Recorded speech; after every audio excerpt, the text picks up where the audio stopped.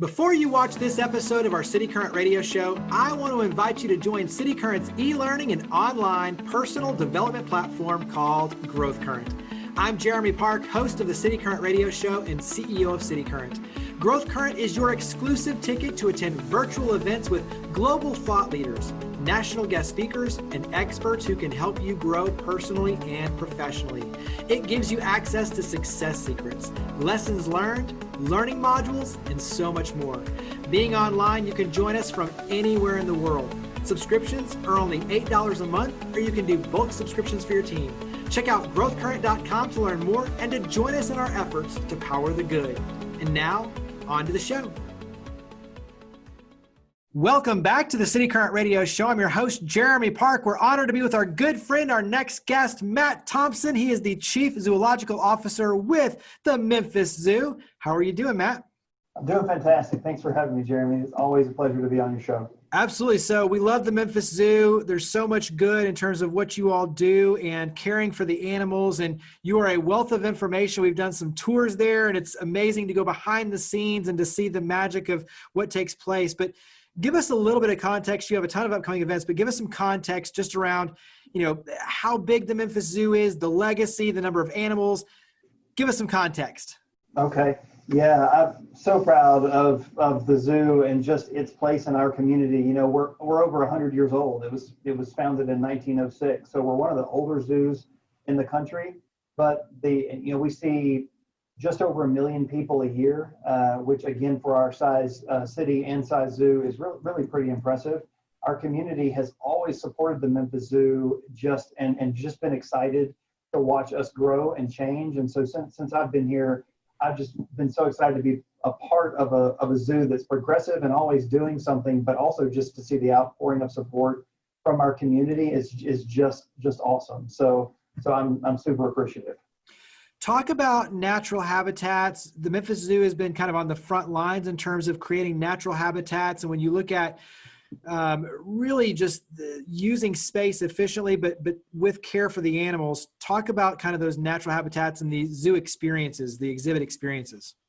Okay. Yeah, I always use, even though it's been a long time ago, I always use cat country as kind of an example of that, just because for the seasoned zoo goers, the transformation from the Cat House Cafe, which used to be a cat exhibit for those who don't know, so the Cat House, to cat country as an exhibit was such a dramatic transformation. And so it went from, the old school kind of menagerie concept, which is really just having kind of, an animal of a species here and there, more like a collection, like a stamp collection or something, to really being animal centric and focusing specifically on their needs. So, it's a great responsibility to have these animals in our care. And so we try to build their habitats as naturalistic as absolutely possible, and then try to pull natural behaviors out of them. So we don't want them just sitting there. We want them, looking for food and digging for food and running and exercising and thinking and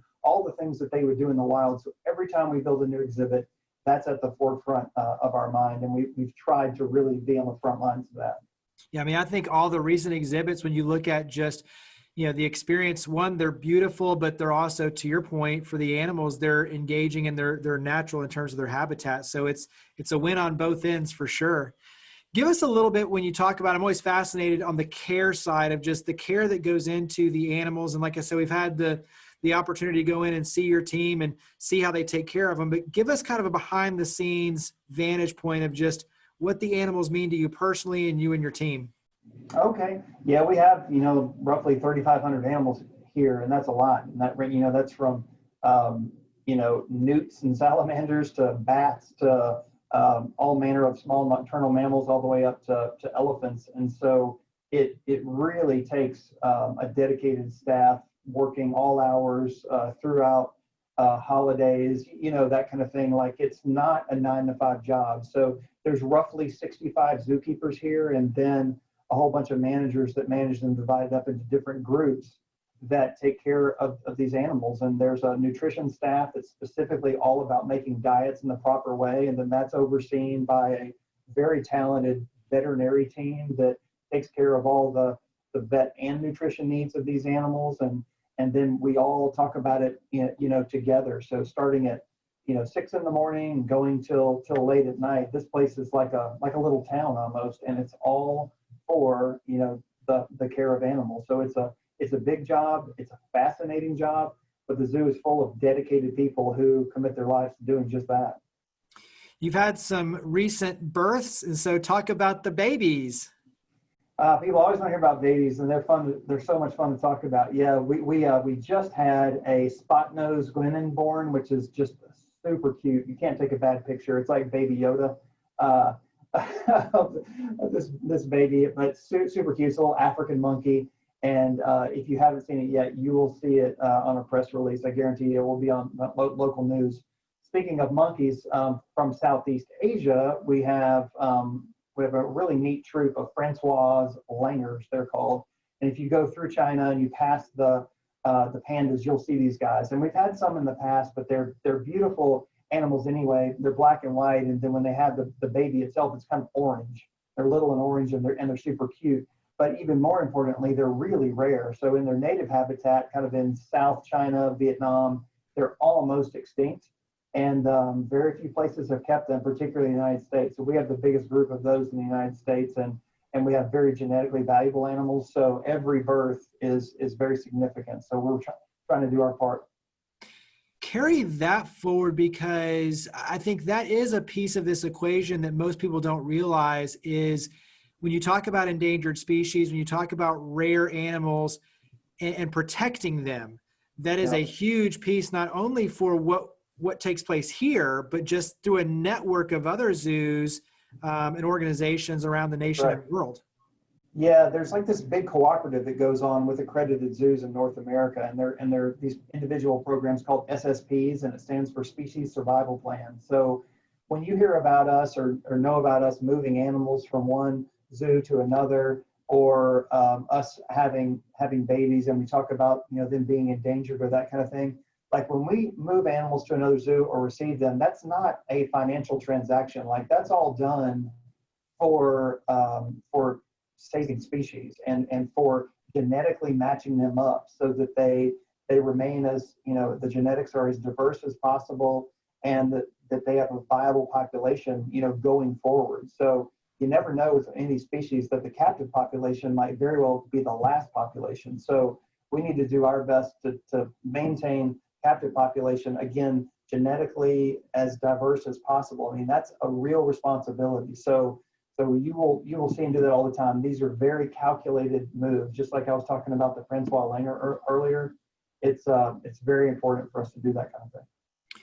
On the sad news front, recently lost North America's oldest African elephant. Talk about that. Yeah, I've got her as my background as kind of a tribute to her. That was Tyranza, and it was so sad to lose her, but her story is so positive. I mean, she touched so many people's lives, and literally generations of people came to the Memphis Zoo seeing Ty, and maybe not even realizing the whole time that was the same elephant the whole time. But she came to us from the Ringling Brothers Circus when she was 12 years old, and she died very peacefully here when she was 56.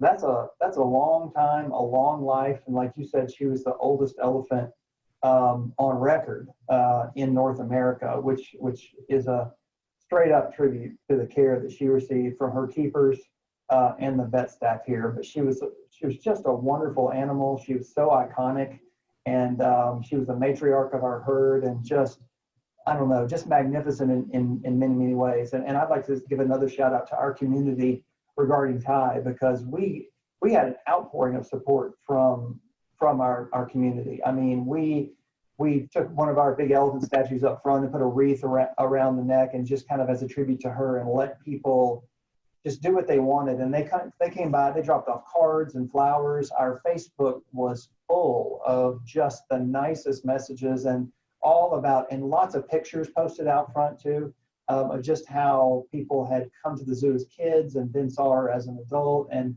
just it was so reaffirming to just to see how one animal like that can make an impact on people. So she was super special, and I didn't even touch on how special she was to the staff. I mean, it was just just a fantastic animal. So thank you for bringing her up. Well, and I know that, I mean, like you said, it's not a 9 to 5 job. This is a passion, a life. And so the animals are family to you all. And I think that's a really, this isn't just the loss of an elephant, it's the loss of a loved one. And so I think that's the perspective is really important to your point.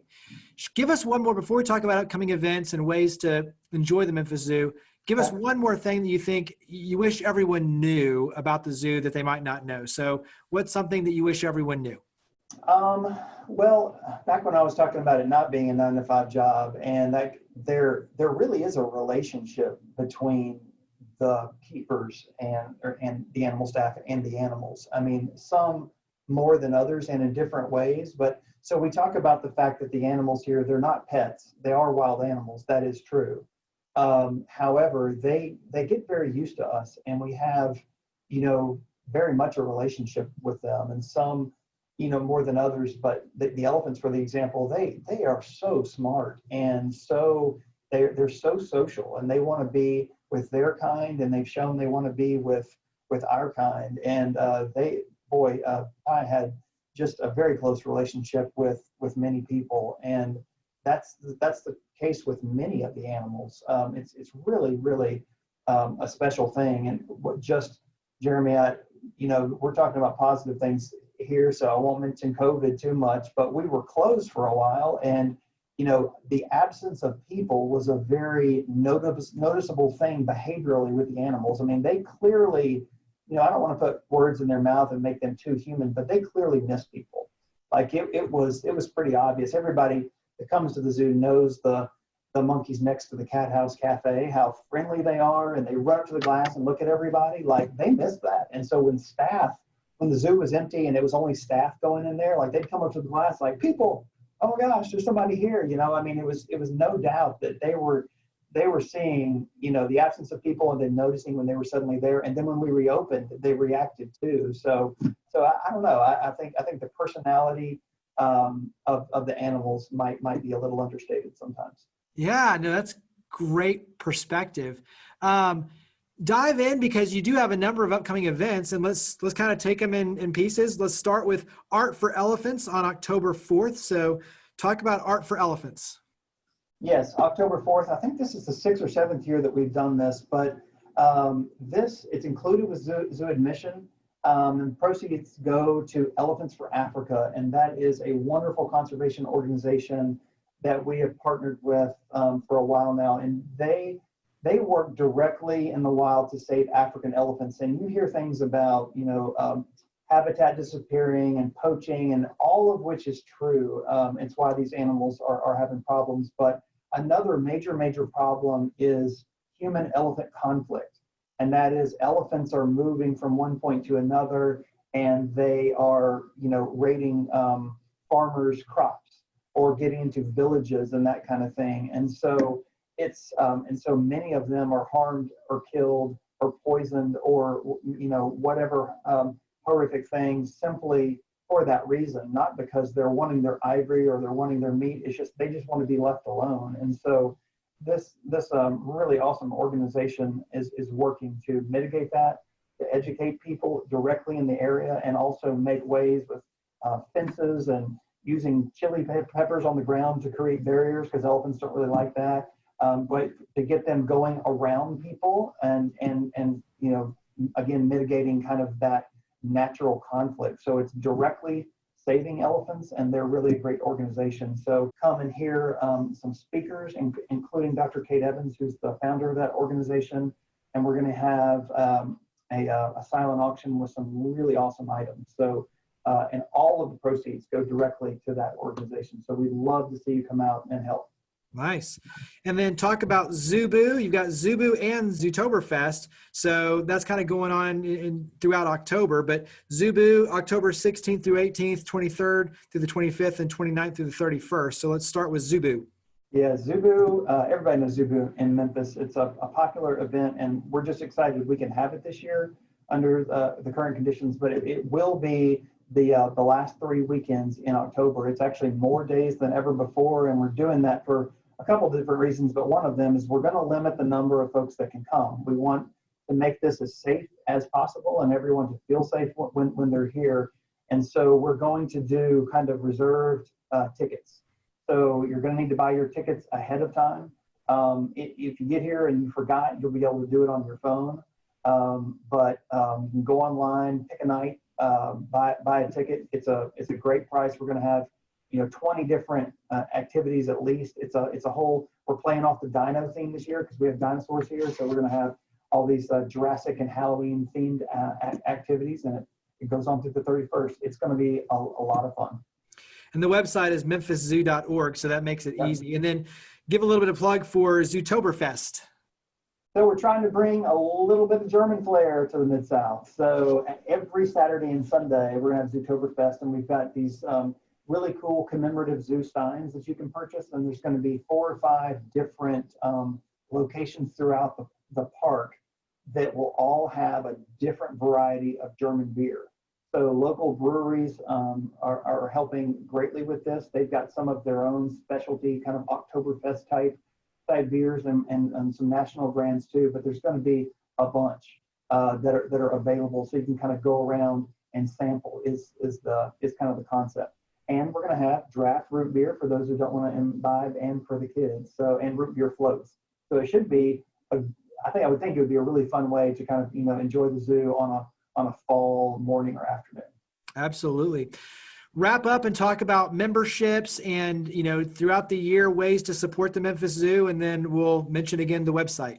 Okay, awesome, Jeremy. Thank you for that. Yeah, and back to COVID, I would like to say our community again has been very supportive of us, and I'm very, very grateful. But we were closed during 2 of our most lucrative months, and that was difficult because when our front doors close, our expenses don't change. The animals still have to be fed, and we have a certain standard that we're not gonna break that standard. So we maintain that standard. So you can donate to us or support us in 3 different key ways right now. One, we do have an animal emergency support fund, which we're still taking donations for, and that goes 100% to the care of the animals. You can adopt an animal, which is always fun.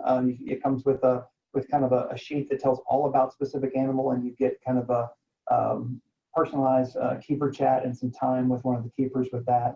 And yes, you can buy a membership. That, to me, it's honestly the best deal in town. You come 2.5 times, I think, it technically is what it is. You paid for it, but it comes with some awesome perks like free parking, or discounts in food, discounts in retail, discounts for events, and it's one of my favorite things about membership is you can come only when it's nice. You can come for an hour or 2 in the morning, walk around. If you don't see anything, no big thing. You can come back, and you don't have to feel like you have to get your money's worth all on that day.